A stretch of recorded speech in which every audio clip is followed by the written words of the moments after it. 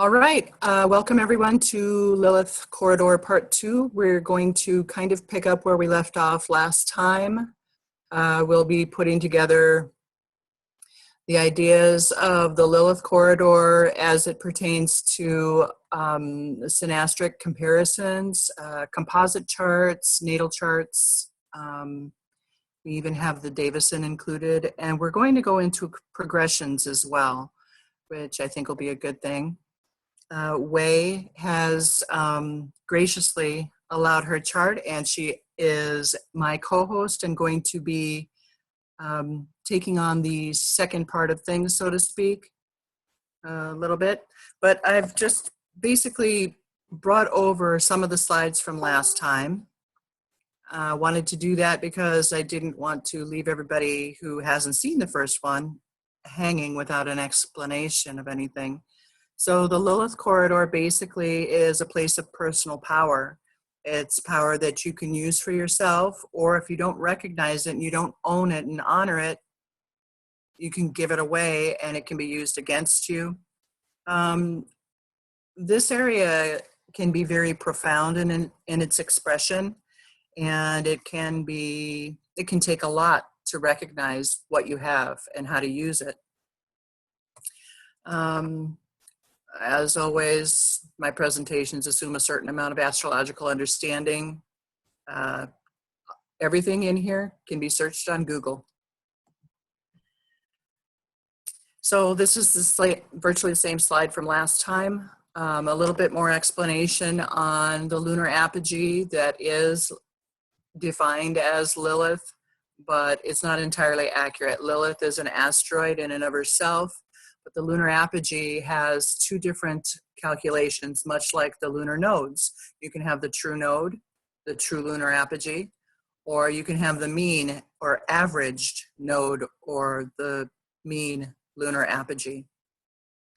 The mean and the true lunar apogees provide the brackets for the corridor, one on one side, one on the other. It can be up to, but never more than 30 degrees. And it can be the exact same second. So it just depends. Others may want to Google the myth of Lilith in order to kind of understand a lot of this energy. We covered it last time, but here's a little bit of it right here. Moving forward, we have a lot of ground to cover. This is more basic info from the last time, some links to go to for more information, just wanted to be clear there. And this is how to find it on astro.com, which is the best resource that I know of for finding any objects astrologically. So we did, Wei and I did, I'm going to try to move this, work together to go a little bit deeper into details on this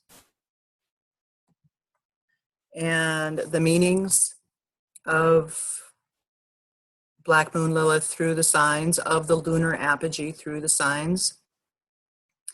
We increased or expounded upon each of the definitions that we had previously to go a little further. And I don't think we had added last time, but that Aries has issues of the correct use or response to aggression, either using aggression or receiving aggression. And Taurus, a way to help Taurus ease the kind of greedy collective, I need more feeling. A way to do that is to, dig in the earth, start growing things. It just helps so much for Taurus because of that earth feeling. So Gemini is obsessive thinking, and they can control another by obsessive talking so that the other can't think. You can receive that. Say a person has Gemini, their lunar apogee, their corridor in Gemini, they could be, raised by a woman who just cannot shut her mouth in order to allow the child to think. thinking things through is crucial in growth, and that's just one of the ways that can express. Also having obsessive thoughts and worried about the details, that would be the realm of Gemini. Cancer would be having obsessions with food, feeding others, mother complexes. I don't know if I'd covered that last time. It's pretty obvious. It's not, too far out of the realm of the normal definitions that we use for these signs. Just with the eye or ear toward thinking of the ways that these signs can express in difficult control manifestations. For Leo, it's the need for status and the need to appear to be wealthy and well-connected and magnificent. So with Leo, it's going to, some of the issues will be shine or be eclipsed. And that would be a way of controlling Leo is you want to be on this stage, don't you? Well, you have to do this for me or whatever. These kinds of things. Virgo, issues of perfection and imperfection, and again, being controlled by obsessive order, needs for order, detail as well, along the lines of Gemini, but more having everything in order. Cleanliness, health, those types of obsessions can manifest. Libra has issues with truth, polarity, projection, boundaries, beauty, loneliness. It can be controlled through partnership. You'll find a lot of people with their corridor in Libra will be in very controlling relationships, and they just go along to keep the peace. And so not a good thing, but use it or lose it, right? Use it or have it used against you, I guess is the better way to say it. Scorpio controls others with a scorpionic corridor. You'll see somebody controlling others by the promise of emotional merging, which the other may need or the Scorpio themselves may need. And they may be controlled by another that way, holding the carrot that way. It's not a pretty picture, but it's part of what happens. So, I will love you so much or you'll lose me, that kind of thing. It can happen. Sagittarius really needs freedom and seeks truth. They need adventuring. They can be controlled by religions, dogmatic ideals, ideas, religious fervor. And they tend to lose, they can lose their greater picture in the details. So being controlled by a religion would be, you must do this detail, you must do that detail. And they lose the greater picture of, no, I have to honor my higher being.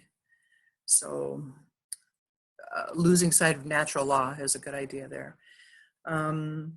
Capricorn needs recognition, success, control over others, and keeping things in order, with him being at the top of the order, he, she, it being at the top of the order. The needs to rule or will be ruled, controlled that way. And Aquarius needs to have influence over others. I corrected this or clarified last time I had,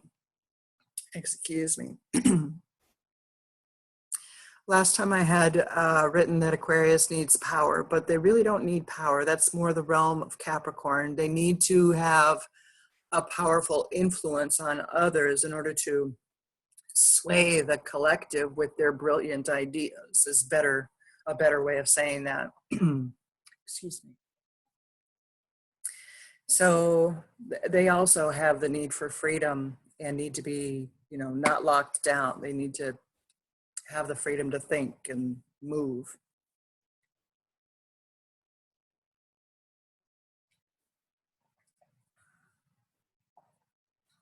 Pisces has issues with, they're controlled by the idealistic wish to have no boundaries between them and the other. It's not necessarily a relationship thing, but it does manifest that way. I'm sorry, I need to go mute.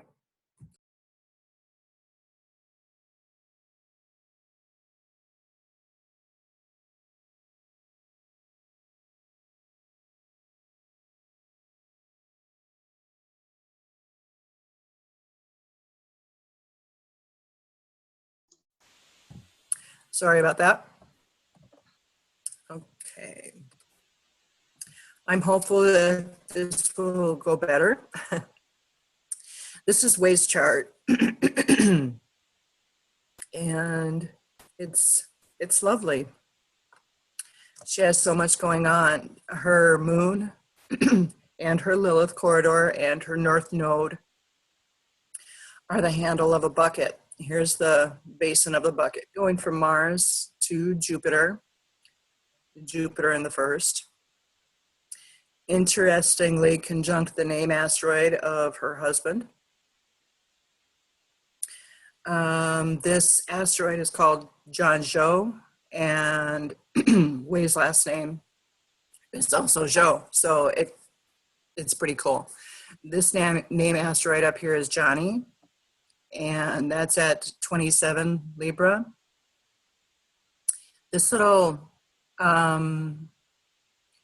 bracket right here is encapsulating Eros and Venus conjunct there at 15 and 17 Libra, just so that we're understanding why that's moved over in order to fit Johnny. That is in conjunct or quincunx to the Lilith corridor, and that brings about a few things that we'll talk about. It's a focus mode there, kind of an emotional need to have these two together, love and sexuality, not necessarily that she would ever want to do with those two apart. Having this as well at that same, 60 degrees from there, Vesta and Uranus together in quincunx creates the yod. And 16 Scorpio is the focus of the yod. So anything transiting this point is what somebody would be looking for. It's transiting the opposition to the Lilith corridor, but it's also, pulling focus to bring this into activation as the yod, the finger of God. So with that, I've written that she was born just hours after a lunar eclipse. The eclipse was at 5 Taurus. So did I get that right? I might have, yeah, it was. It was at 5 Taurus because the sun here, even though it appears to be in Libra, just because everything gets pushed over, it's right here at 5 Scorpio, just so that we're on the same page. The sun is here. And very close to the midheaven. Being in the 9th house, that shows her travel, her stranger in a strange land kind of idea. And also her intellectual searching and seeking, being an astrologer. So when we have this kind of setup, important to note that everything is conjunct. This corridor and the moon and the north node all conjunct her 4th house, very important factors as to what happens in the home for Wei, and freeing herself, as I say here, from the cultural bondage of her home. She was able to go further afield, travel in other lands, obviously here, and come together with the man of her dreams, basically. I mean, someone she can really build with and love and grow with, and that's happening. And for that to have a focus, her growth and dedication to being an astrologer, it's like a need for her. She needs to grow this way. She needs to expand her mind this way. And this type of thing is beautiful. I would bet that when Wei decided that she was going to come to America that this 16 Scorpio was active. I would bet that by progression or something, that there was some significant activity here. Incidentally, that's my Neptune.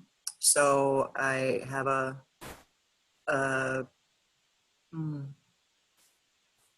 very nice emotional link with Wei. I just feel very warmly toward her, and I think she's wonderful. So I think that's manifesting my Neptune. I see her as just great. So, but also I provide for her a bit of a inspiration in her astrological seeking as well. So we're always going to watch for the contacts and transits, progressions, and arc directions that are coming to 16 Scorpio that opposes her corridor there, because that's going to be a good spark for things happening for her. I've got the Sabian symbols of her corridor right here on this page, and for Wei, they are huge. Wei, did you want to speak for a moment about how these 2 degrees and their symbolic definitions here work for you? Yes. Oh, I'm actually just reading it now. Sure. Yeah.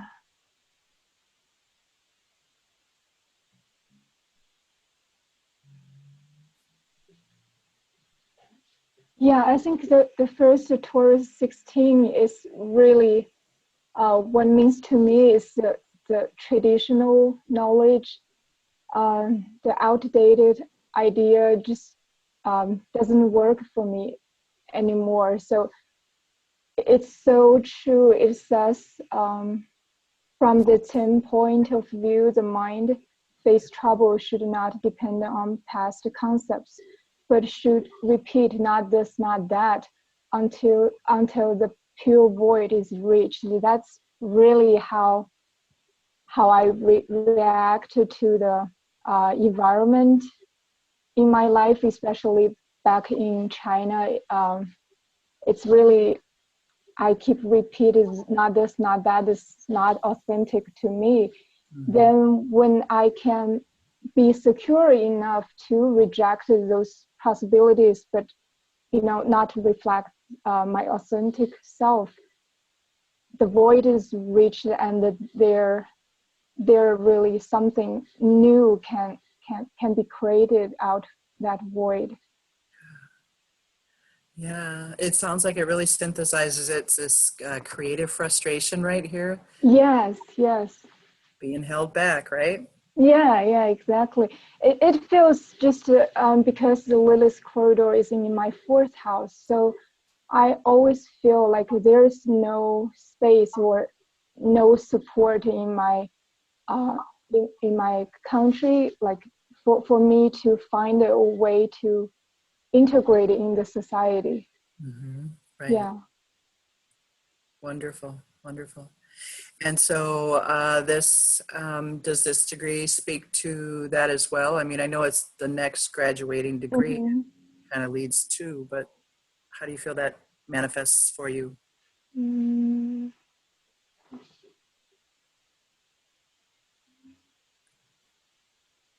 Yeah, I definitely feel that's a eternal fight.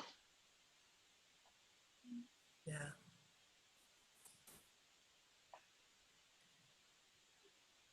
So it seems to me that this means that you graduate out of being frustrated, and like it says, refusing to depend on the past. The seeker turns warrior. Now you're leading your own charge. You're not going to be held back anymore in that first 16th degree.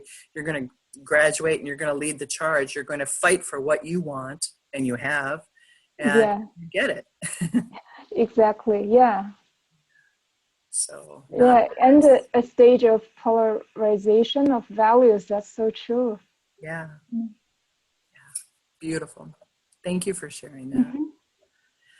We'll look at the progressions now. Wait a second. I'm sorry, not progressions. This is the natal with the transits, the current transits as of the 2nd, which they haven't changed that much, right? Just the sun and the Mercury and moon moving a little bit.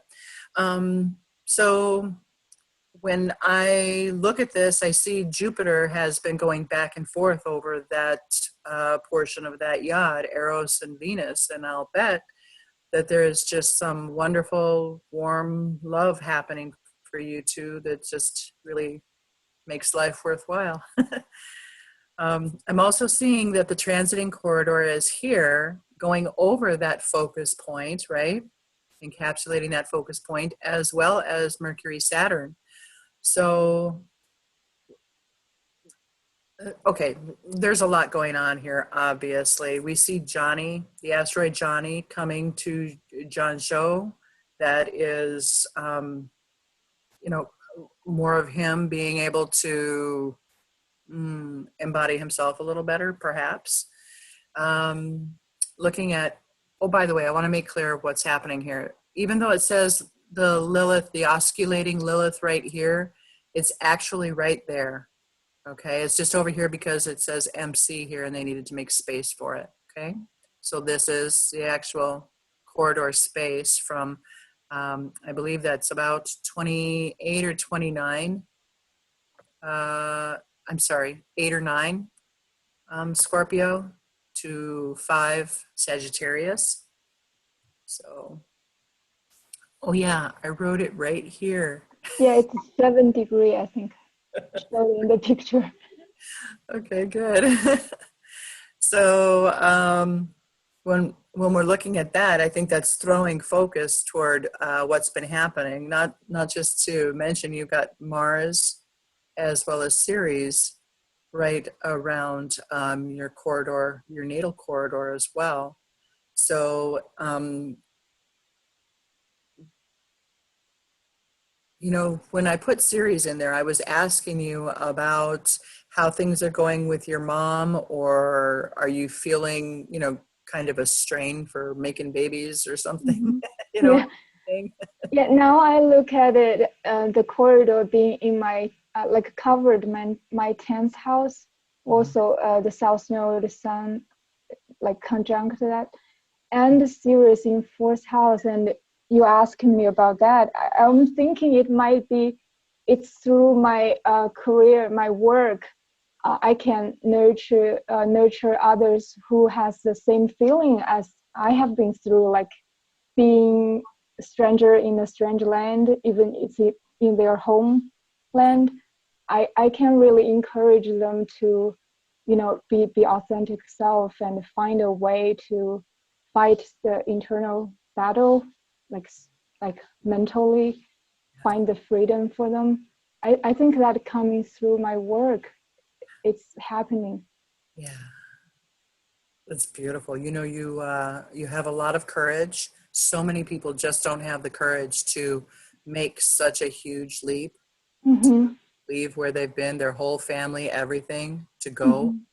So you definitely can encourage others. Reaching out and sharing your story and your moves will certainly embolden others. It's so cool. Mm-hmm. So cool. Okay, I'm moving on now. Does anybody have questions on this chart and things that they notice that they'd like to discuss?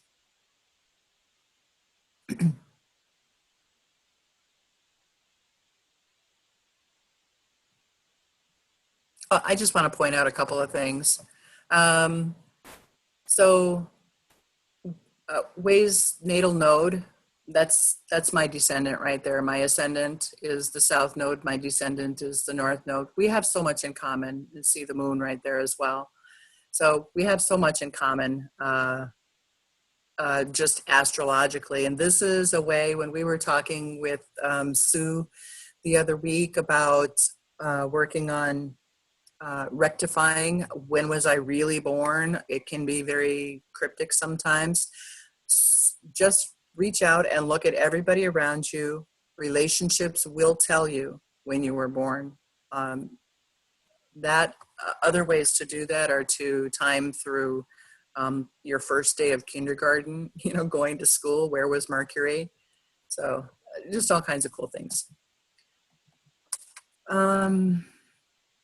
Okay, so here we have the progress chart. Now I kept it at the natal location. I look at the relocated, progress chart as well. I check that out, but I can tell you that probably 80% of the time, the natal location is the driver, is the more pertinent. You can get extra information from the other, but this is the one that usually has the definitive to offer. And we can see that's true just by the fact that this was the transit and the progression for the second. And she's at 0. She's advanced to 0 here. When you change signs on your ascendant-descendant relationship axis there, you're looking at major changes in the way you relate, the things that go on, you as your place in partnership, you as your place in the world, as you present to others, you'll find changes happening. And her advancing into her partnership, advancing into Virgo, I see that they'll probably have some, you'll probably have some real relationships as a teacher with your students. It's just Virgo tends to bring to mind for me the teacher, well, it always has for me anyway. And then the ascendant stepping into Pisces, you'll be able to access more greatly your intuition. I don't think that that's usually a problem for you, but I think it would be greater at this point. So you're heading out of investigating Gemini into more sensitive Cancer as far as your progressed moon, right? So that is also at an Aries point, bringing everything that you've learned from where your moon started there in Taurus and all the way through Gemini, picking up details, learning, investigating. Now you're about to hand that to others. And I believe that with this time, you feel probably a bit motherly, a bit caretaking, generous and nurturing in your delivery to your students. And so that's going to come across, and that's going to stand you in really good stead. I think that's going to serve you well. Yeah, and also the moon rules my descendant in the natal chart. I think that's maybe just to nurture others, right? Say it again. The moon rules descendant of my natal chart. So it really makes sense when you said when the progress moon moves through Gemini, I was like study, read, and now it seems I can use those information to nurture others. Yeah, following the progressed moon is key to figuring out how to use the energies coming. What am I going to do during this period? You can really make use of it. So it's a good way to plan things out for your life as well. Not day to day, but the bigger decisions, bigger themes. So looking at the transits as they are with the progressed chart, so we can see the Lilith corridor is encapsulating the progressed nodal axis, which is virtually the same as the natal, because the node doesn't move too far, especially in only 31 years. And 32 years, however many. And then we've got Johnny and Eros together right there. Let me use the cursor to be more clear. So right here is where I'm looking. This is the transiting corridor over the progressed chart.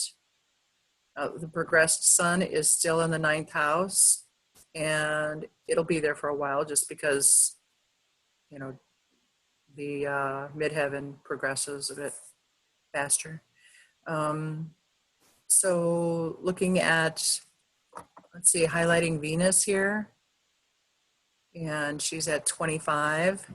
She's encapsulated here in the corridor right there from the progressed corridor from 20 to 28 Taurus.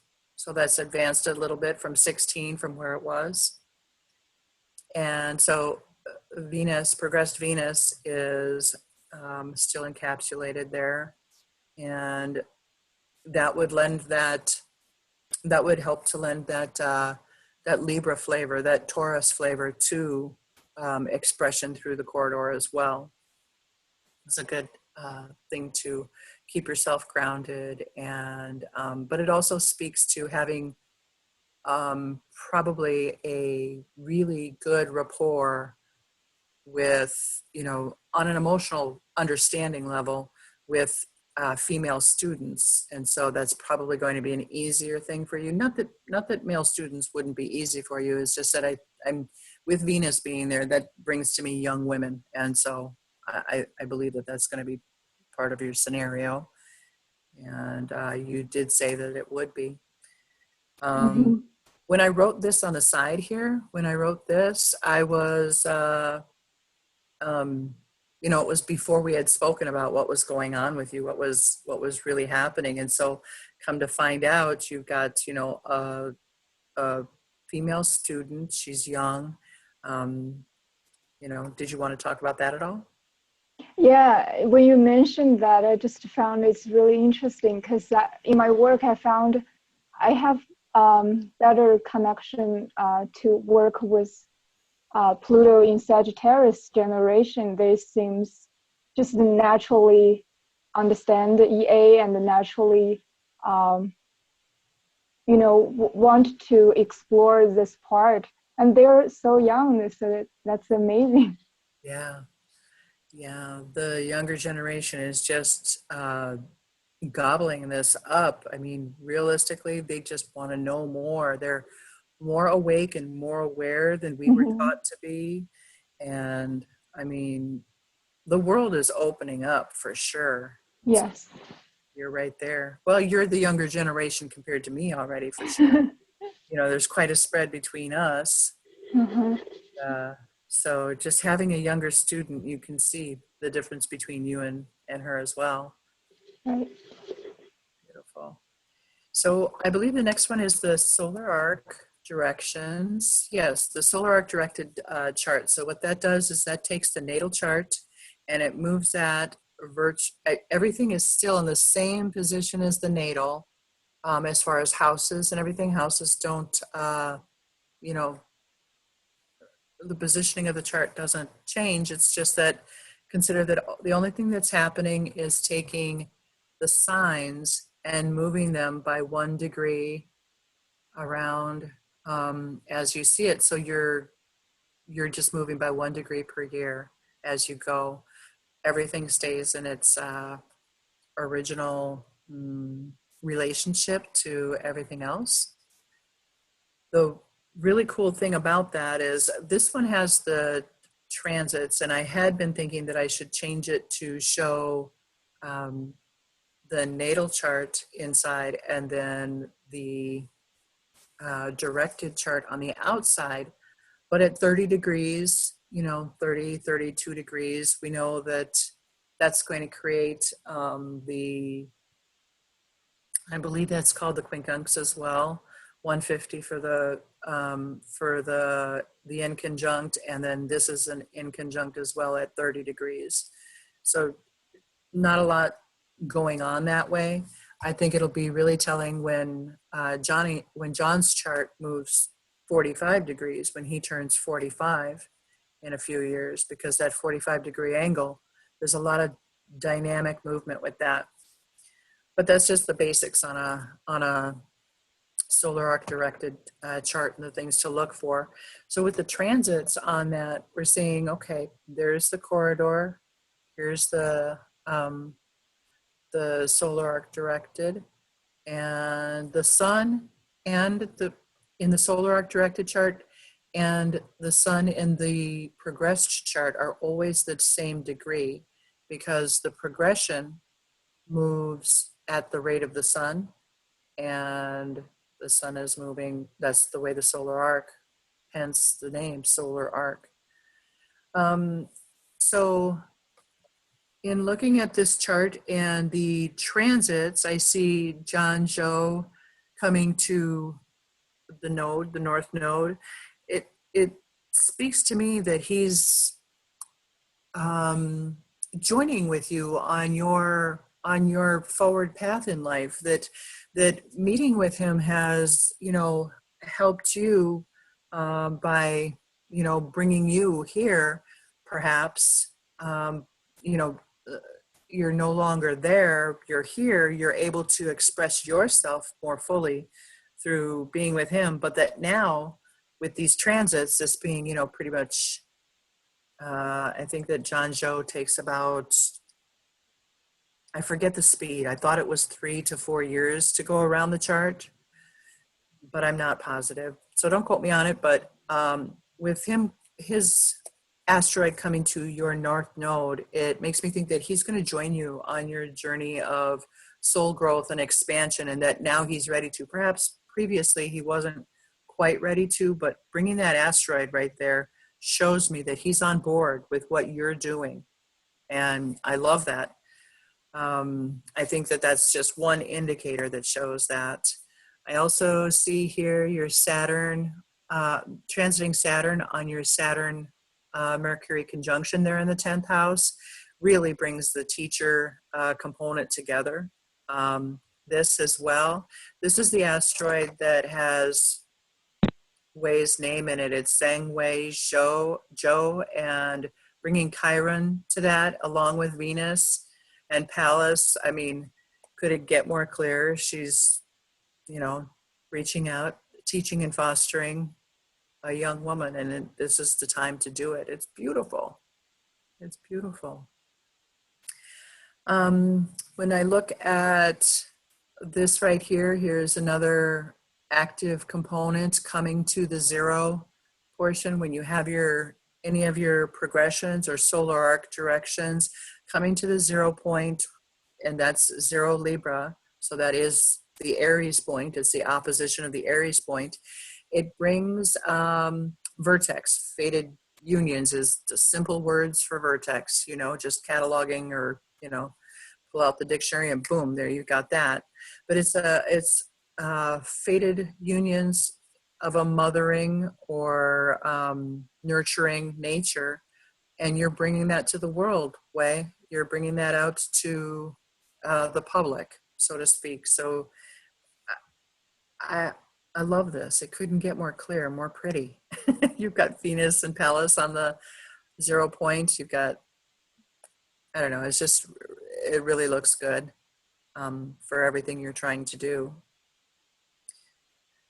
Chiron is at 15 Cancer. That's in opposition to Uranus and Vesta. It's another teaching, reaching, but it's also healing of any previous wounds that held you. Perhaps you weren't able to, I know you weren't, I'm sure you weren't able to express yourself and the things that you were learning or wanted to learn in China. And here now, with a balance point, Pluto has come to transform that, and you're just rock and rolling on it. That's beautiful. This being the natal configuration here, Vesta Uranus opposition to Chiron, just shows that the potential was always there.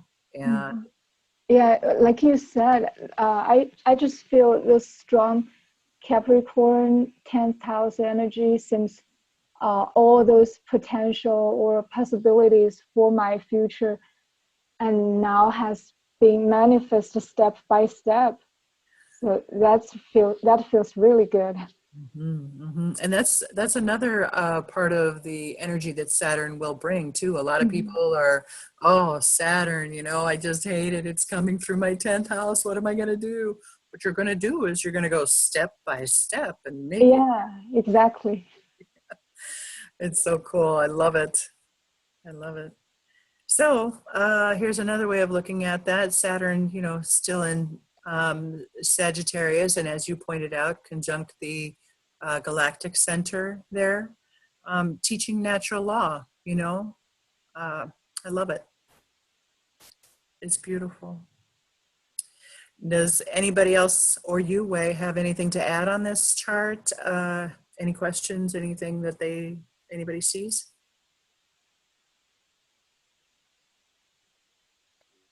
Well, it's interesting you add the student name asteroid.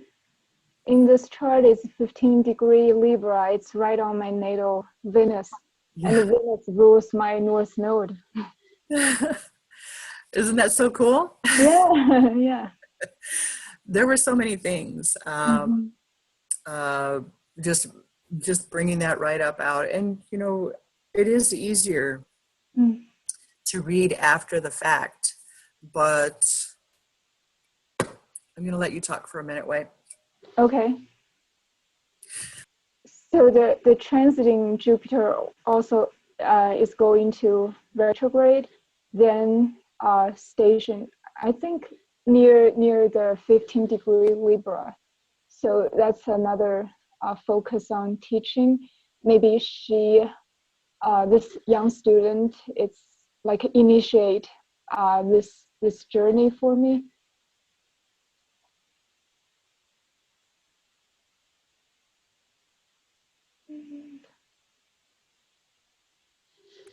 I'm so sorry, Sugar. If you were asking me a question, I couldn't hear a Oh, thing. no, I didn't.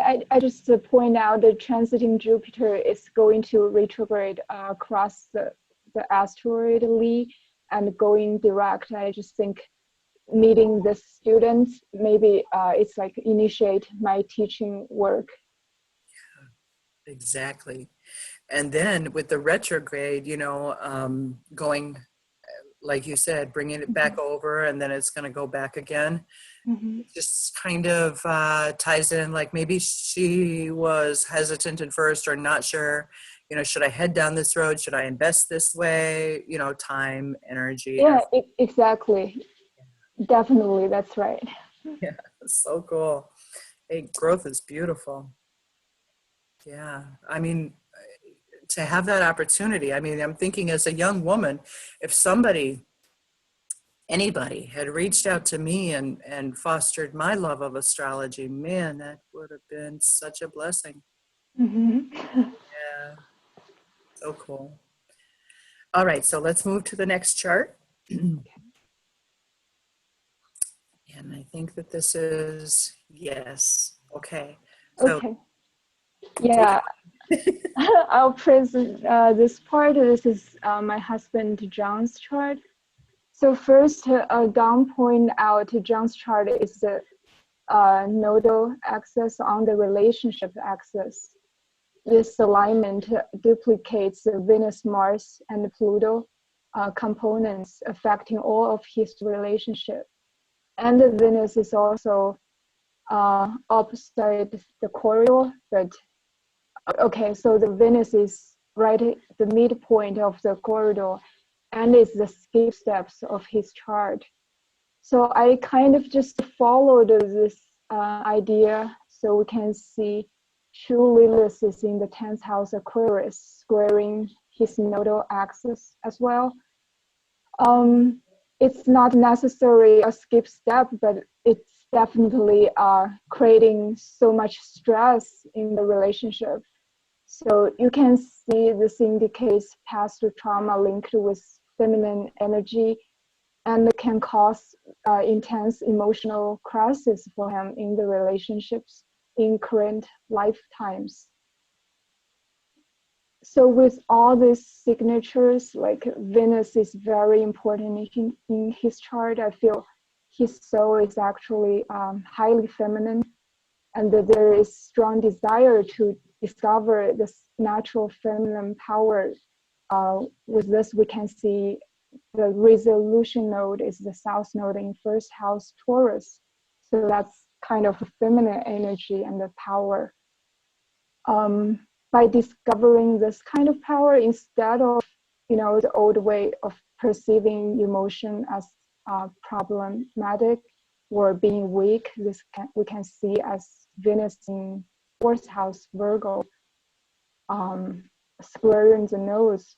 So his soul is desires to liberate himself from the patriarchal distorted ideas about gender gender roles in general.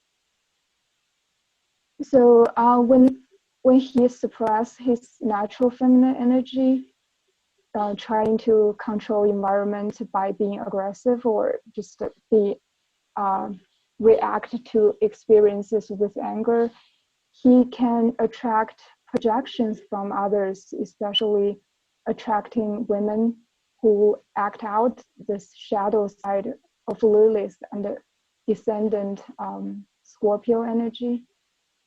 So that can trigger being betrayed, being dishonest, which reflect in the skip steps.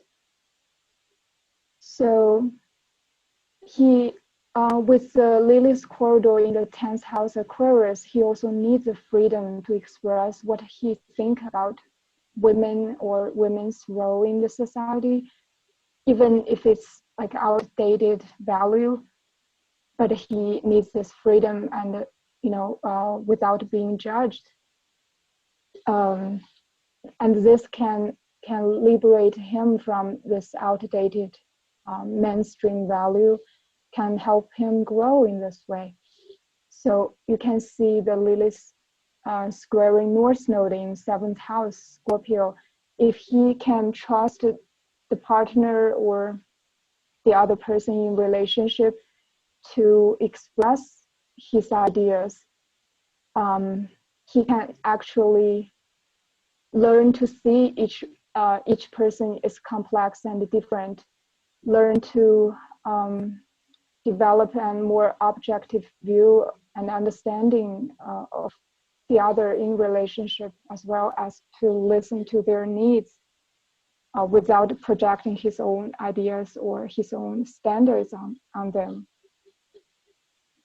And also I feel he has this role to empower others as himself breaking free from his own trauma, because Lilith's corridor being in 10th house Aquarius to 11th house Pisces.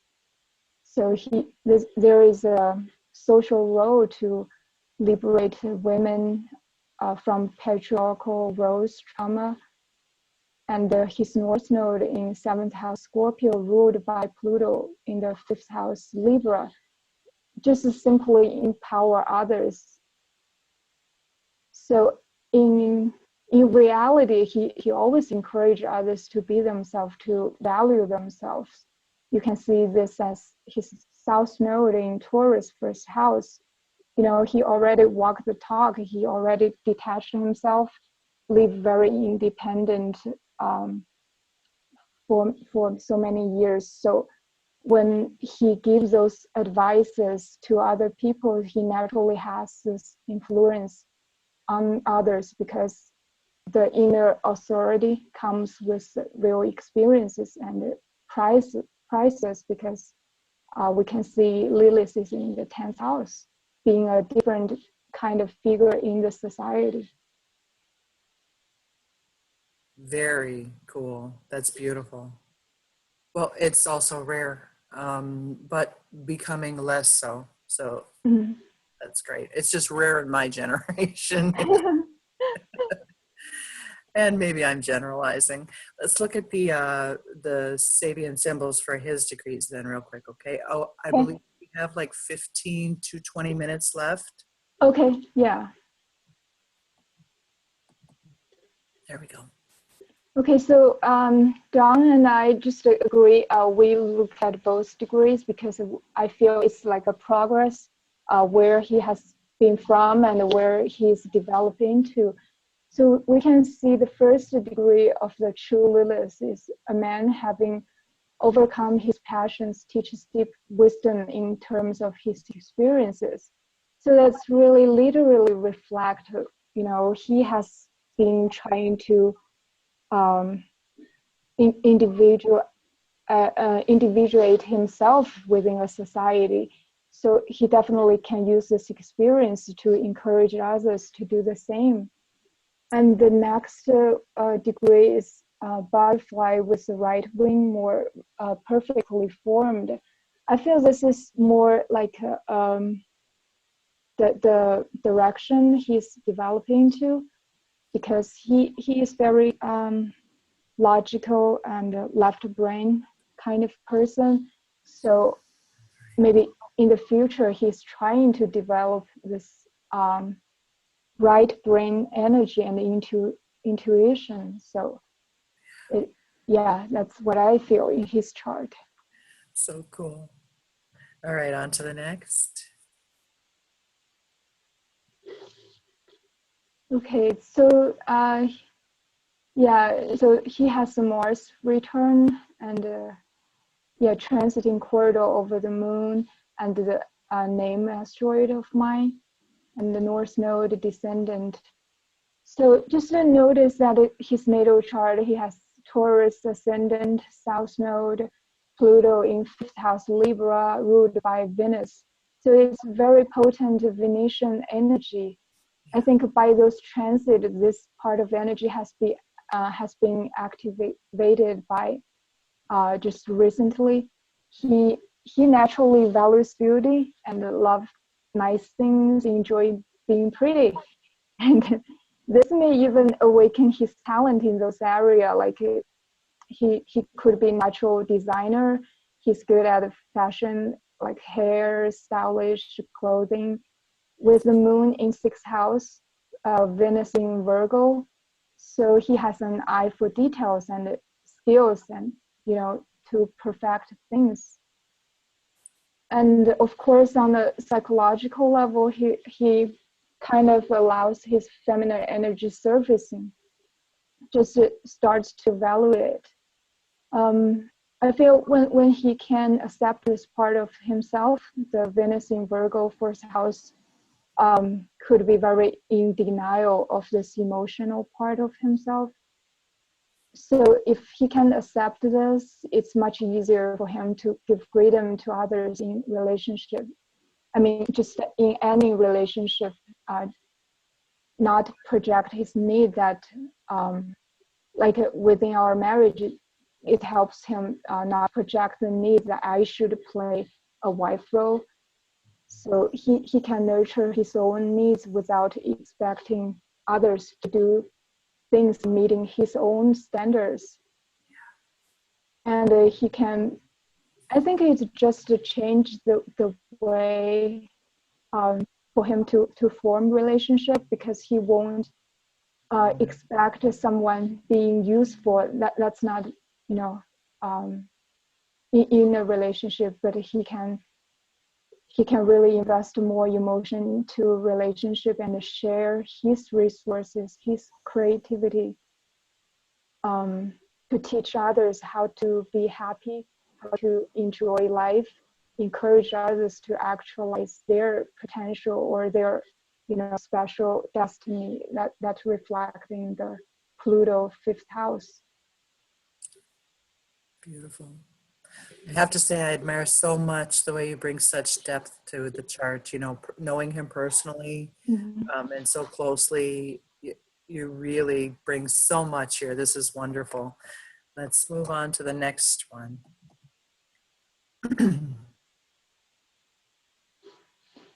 Okay, yeah. So this is his progress chart. Again, the natal Venus is such important in his chart. We can see progress. The Sun and the Venus is transiting conjunct in Virgo 3rd house. Also, we can notice Venus is retrograde in the progress chart, and the transiting North Node is at this point too. So I feel he has been learning to listen to his inner voice, as well as others' opinion, needs. He's more comfortable to express his feeling, not, just try to listen what others feel or what others need, even it doesn't make sense to him. So because his natal Mercury in the 2nd house and the Sun Saturn conjunct in the 3rd house Cancer, he can be very stubborn and very subjective. So I feel through the communication, his inner relationship with self, inner self-image is changing because Venus in the fourth house, it's his inner self-image, and with that change, he will create new dynamics in outside relationship.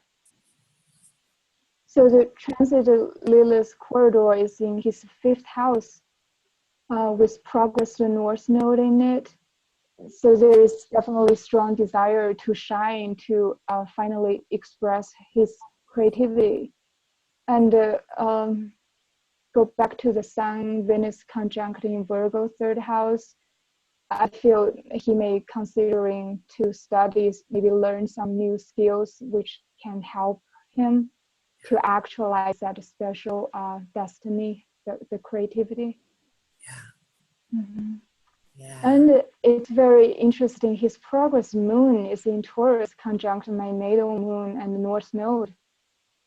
Also, so he's definitely been supporting me financially, Taurus, and emotionally, moon, to do my astrology work. And in a very, give me as much freedom I need in a very detached way, because he doesn't believe astrology. That's what I meant. Even it doesn't make sense to him, but he can fully support me to do what I feel is it's important to me. That's so good. That's so And also, yeah, and also progress moon is opposite his natal moon and conjunct his Mars. Yeah. So I feel he's definitely processing his anger, correlates with childhood trauma, learning the Taurus lesson of simplified emotion, and breaking free from the past, from the trauma by detaching from the family environment, or the drama going on in the family. When he has this distance, he can really reflect what's really going on very deeply and objectively. So finally, he can dissolve this anger, because the Mars is in natal 12th house, so it's a lesson of letting go and bring healing. Okay. Beautiful. I love it that the moon is there. It allows him to answer that in a nurturing way. You know what I mean? Yeah. It's so cool. Okay, so let's look at this one. And that's going to be the solar arc directed. Now this, what we were talking about, you feeling like you have your handle on the way this is going to work? Or did you want me to read this one? Oh yeah, you can do this one. Okay, so with the solar arc direction, that's the outer wheel here. And the natal chart is on the inside. So here's the moon and the Mars that Wei was just referencing, so that you can get back to the natal there. As far as this goes then, back again, this is the natal corridor up here in the 10th into the 11th house. And then this is the transiting corridor here. And what I did was, this is transiting Saturn, transiting Pluto, transiting Uranus. I wanted to bring those out just to show where they are, the kind of energies that are coming about into the solar arc chart. Now here with the solar arc ascendant, descendant, we can see he's about to move out of Taurus into Gemini. So that had me thinking what you were talking about, just to give some background for everybody. Wei and I did our portions separately and then came together on them just now. I mean, we just got done today because I was flying by the seat of my pants again, which I should not do, but I completely forgot. So that's the way that works sometimes. But this is this ascendant descendant relationship axis is about to go into Gemini, which Wei's is just leaving, going into Cancer, right? That's her moon. The moon is going into Cancer. But anyway, he's about to lead himself into that detail orientation, that communicative, I'm going to communicate with the public kind of idea. And with that coming to him, gosh, you know, I was looking at ways that he could, would be advancing. And I was thinking music, I was thinking writing, I was thinking, you know, everything third house was coming to me for him. Like you were just saying, Wei, he's going to start expressing his own creativity. And yes, he definitely is. Clear the emotional baggage, and the world, the sky's the limit. There you go. The world is your oyster. So that's what he's headed for. And then this right here, let's see, what was I noting here? I just want to kind of read this. John's solar arc on the outer wheel, natal on the inside. He'll be 45 in a few short years. Next year, his solar arc Chiron will be exact to his ascendant. Aha, his natal ascendant, I believe this is. I don't understand how that's working. How's that working? Ah, sorry, solar arc right there outside. The blue is the solar arc. Yeah. Forgive me for not being prepared. So this is his solar arc in Gemini, and Chiron is coming to it. That was the focus. And about the same time, his midheaven comes into Pisces here. It's about to, not comes into Pisces, but leaving the corridor in Pisces is my point. And so that getting out of there is going to allow him to be more free in his, well, not just free, but, you know, available to share, I think is a better way to say it, available to share what he has to offer the world. And that's what I'm seeing for him. He'll be inspired to do so because that is Pisces right there, that midheaven is in. And so he'll be inspired to share more of what he has, you know, within him, his natal talents perhaps, so that he can bring that out. And he'll be more free to do so with that escaping the corridor, so to speak. And that should be here shortly, just coming out of there. Now, currently, the solar arc corridor in Aries, let's see, right here. And with that, you know, okay, so he's got a little bit of time, but this will move slowly 1 degree, and so will the midheaven. So it'll always stay ahead, you know. It can bring out, though, with that being with the solar arc corridor in Aries, it's going to have the Jupiter and Chiron, as well as transiting Uranus inside right there, because this is right here at, what is that, 28. Aries is where the corridor is ending. So Chiron is right on it. Jupiter is inside, and transiting Uranus is still right around 20, isn't it? I'm not sure. So with that, I can see that he wants to, let me just read this, can bring about a deep desire to share his inner world more fully through his partnership. He may come out with this in an unexpected type of way, perhaps accessing his untapped creativity.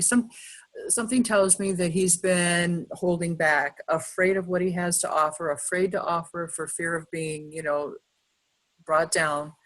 Maybe that happened in early years. You know, Sun conjunct Saturn can do that. You know, maybe somebody over the top of you, not appreciating everything that you've got to offer and making you feel like what you have is not worthwhile.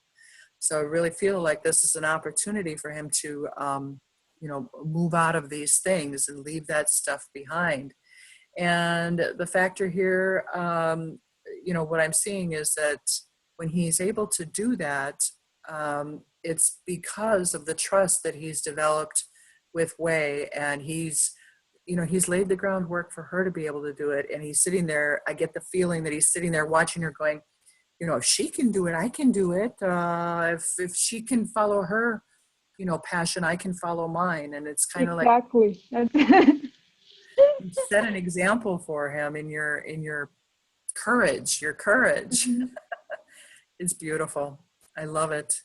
So with the solar arc sun almost to your natal Venus, that brings that, you know, romantic spark keeping alive. Well, not to get too personal, but it sure sounds lovely. Yeah. Um, let's move to this one. So this is the synastric comparisons. We've covered a lot of this, but let's just, I think that you should speak to it better, Wei. I think this is more for you. Okay, yeah. So we can see John's moon opposite my Lilith conjunct my Sun, Pluto, South Node, Juno in Scorpio, ninth house. So he really nurtures me and provide a safe environment for me to express my natural self. That's his ninth house. So what's natural for me? And he really give me the recognition because the ninth house Scorpio, I have this inner special purpose that I feel I should bring to this world, but I didn't have that chance or just someone to understand that. So in this relationship, he really gave me so much validation, and his Scorpio moon can really penetrate the surface to understand the complex of human nature. That's what Scorpio needs, right? So I feel I can find this real connection. Like I am understood not only by surface, but really, deep as a soul. So, and the Scorpio moon can really detect subtle emotion, motivation. So that's really helping me to work with my Scorpio energy because I really have no choice but, keep to express my Scorpio energy in a very natural, healthy, and a higher expression because if I'm trying to do the Scorpio shadow controlling, there is no way this relationship can work because his Scorpio moon understands it perfectly. Yeah. So yeah, and I really found a very meaningful connection in this relationship. Because ninth house, there's such alienation in my home environment or where I was born. So I'm searching home all my life, and I feel I can be very grounded in this relationship. Um, yeah, and his Mars conjunct my Lilith corridor. So projecting anger and fear can create conflict in our relationship. If I project the Lilith rage towards men, like what I think about mainstream patriarchal men's role, he can react with anger, because he can be triggered to play into that oppressive masculine role. And on the other side, if this Mars energy work in a natural way, he can really accelerate my self-discovery, especially when I am stuck in my comfort zone. His Mars can really push me to grow, to take action. Sorry. Yeah, and my Lilith corridor located in his 12th house, conjunct his Mars. So I can understand his anger and fear in a Piscean, not judgmental way. So, but also I can challenge him if it's unbalanced. So that can create a space for him to process his feeling, fear, anger about women. Because we can see his Mars opposite moon, also moon in Scorpio's sixth house can be very problem for him to, the relationship with women. And if he can be develop a trust in the relationship, so he can let go, bring self-healing and growth. And also, yeah, the Lilith moon in Taurus, I just really enjoy use herbs, natural method, massage, essential oil to heal, like doing the body work, body healing. And he doesn't believe those things, but he has a very strong Taurus energy. So, and the sixth house Scorpio moon needs proof, right? So if I do this to him, and I feel he can get in touch, he can get the real experiences with this knowledge.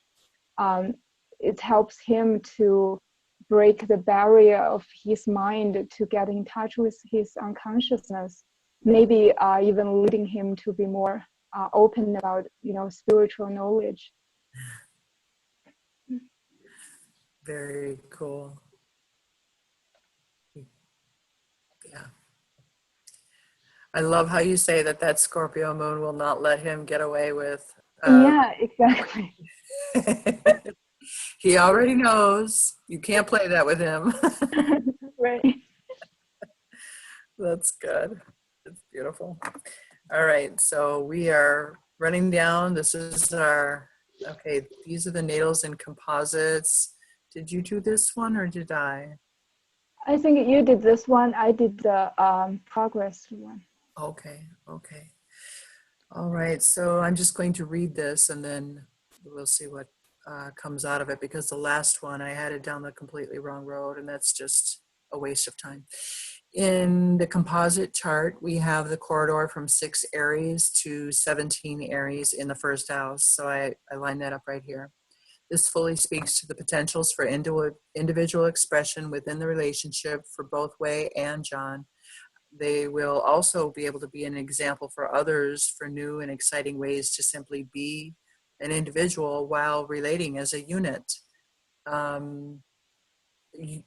This relationship appears to me to be about being able to set examples not just because, but in large part because that's your flavor, Way. That's what your chart reads to me, is you have the courage and you set the example, and that's coming out in this chart. Less obvious, your chart is not as well represented in this chart. Somebody would say, oh, wow, I don't see a lot of Wei in there. I see more of John with the Mars component and such. But this chart's flavor feels to me more of you. So you're not there. Yeah, I mean, I have the Mercury, Saturn conjunct the Uranus. Yes. There, so yeah, and that's a skip step. So, yeah. Yeah. Yeah, so it's there. It's just, not as anyway. So that's so cool. Just having Mercury and Saturn together right there. You are meant to teach, to deliver information, correct information step by step. And wow. Okay. So Pluto with Eros are opposite, yet outside of the corridor, but some of that flavor is going to remain in there. So transformative qualities in the example to others, but the fact that Pluto and Eros are together, just outside of the corridor, it's not going to be, as difficult, as obsessive. It's close by for influence, but it's not, and for, tapping into. But it's not going to be as difficult as some other things that when it's caught in the corridor, a lot of things can become difficult if allowed to. The double yod formation in this chart, I don't know if anybody can see this, but this is very compelling for me. We've got Chiron in Taurus right here at the tip of this yod with Neptune as a leg and the Pluto-Eros conjunction as a leg, pointing all to Chiron conjunct Pallas Athena. So that's more teaching, that's more setting an example for me, using this inspiration and using the, how can I say, the desire to transform would be probably the desire to change things. Um, the opportunity presented by this generational sextile here, coming out, focusing out through Chiron and Pallas, your head, Pallas Athena, Chiron fostering others, leading by example, teaching. It's beautiful, and it's been feeding through all the way along, and it just comes out here so nicely. The other yod is Mars with a little bit of Ceres flavor in there, but Mars in Cancer, sextile to that Chiron Pallas Athena again, coming out through the intuitive and inspirational Neptune there in the ninth, in Sagittarius. This just shows me more that you've got a lot of inspiring of others to do.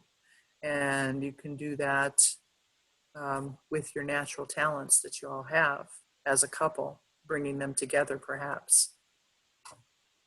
So Mars in the Composite speaks to John's Sun conjunct Saturn. They're very close, and that was part of what made me think he's a little bit better representative. But that leads me to see that his creativity can be fostered through this marriage, that Wei does that for him, and that he can use communication as his tool of expression. I was thinking music, but there's just so many ways to do it. I mean, music's just one. The composite chart is a locomotive with Mars in Cancer as the conductor. So that Mars on his Sun Saturn leads the way in this chart, and is followed up by Jupiter here in Pisces in the 12th as the caboose. So, gosh, more inspiring. I don't know if you could get more inspiring. It's the relationship is here to inspire others to understand that they can follow this path as well. This is not a conventional relationship, and it's definitely about growing and sharing with others. You're setting the example, as I say down here, of a new paradigm to be shared with others, and I love it. So here's the progress chart. Take it away, Wei. Okay. Okay, so Composite Sun Venus has progressed into Libra 6th house and conjunct Pluto. When I noticed this, I was just thinking, wow, we're perfect for each other to practice lessons of balance, how to be equal in relationship. With Sun conjunct Pluto here, our soul's desire, why we choose each other for this lesson in this life together becomes so clear. Because I feel we're like psychological level, we are so similar. We have maybe very similar trauma or anger, but we are expressing this energy or react to those experiences in very different way. He's more yang way, like more aggressive. I am more like absorb those information and trying to figure out why. So we, in this relationship, we really like looking into the mirror, to figure out his 6th house, what's the real problem within ourselves, and make adjustment to just to keep creating new dynamic, new way of relationship after each conflict or crisis. So with the Ming Lilith as a focus point in this yard, I also see it's the Pluto's polarity point in 12th house Aries. We both trust each other enough to face and work our shadow side in this relationship. We can express our distorted emotion, needs, or just the value in very objective way, maybe sometimes even just joking about it, you know, but without projecting harsh judgment. So yeah, so it's like I said, through each conflict, we can understand each other more. As a unique individual, we can accept each other as who we are, to use the Virgo 6th house energy in a very positive way, just make an adjustment and letting go of the anger, resentment that shows in the 12th house, letting go and forgive. So yeah, the 6th house Libra and the 12th house Aries works as mirror to show us how we create dynamics in our relationship, and really to understand there is no victim, you know, there's no one to point finger to blame. It's really ourselves. It's just reflecting back to us. And the progress, the composite Mars is conjunct South Node in Leo 4th house. North Node is in the 10th house Aquarius. We are also working on our inner child in this relationship. I feel with the positive Leo energy, we can give each other so much attention, give each other so much validation, help each other to be more mature, and to help each other to develop the confidence to transform our self-image, you know, break free from childhood trauma or negative self-image, to really develop inner authority of our individuality, actualize our special purpose in maybe in the career or society. Okay. You're absolutely right on. Gosh, your readings are amazing. I mean, it's beautiful that you obviously know your relationship so well, but you explain it so beautifully. Thank you. I love what you have to say about this. I've loved doing this with you. Okay, we need to wind down, but I wanted to say, is anybody have anything else? I hate to not leave room for questions, and I'm sorry I talked too long.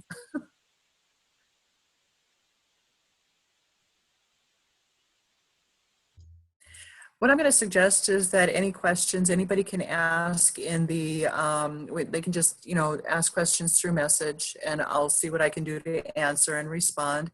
And then I just wanted to say, Wei, thank you so much for sharing this with me. Thank you for doing this with me. And thank you. I really enjoy doing this. Yeah, next time we can do better, okay? Okay. I can anyway. All right. Dr. Tyser, so much. Thank you from all of us. liquidate, but that's when I hurt my arm again. Old history, not necessary. Thanks, Dawn. Thank you all. Thanks, Wei. Bye, thanks. Thank you. See you guys soon. When are we coming back? 1 minute. Okay. I'm sorry. That's okay. We began No, late. no problem. No problem. We For began me. late, so it's okay. Plenty of It's time. fine. Okay, thank you. Bye-bye, everyone. Bye.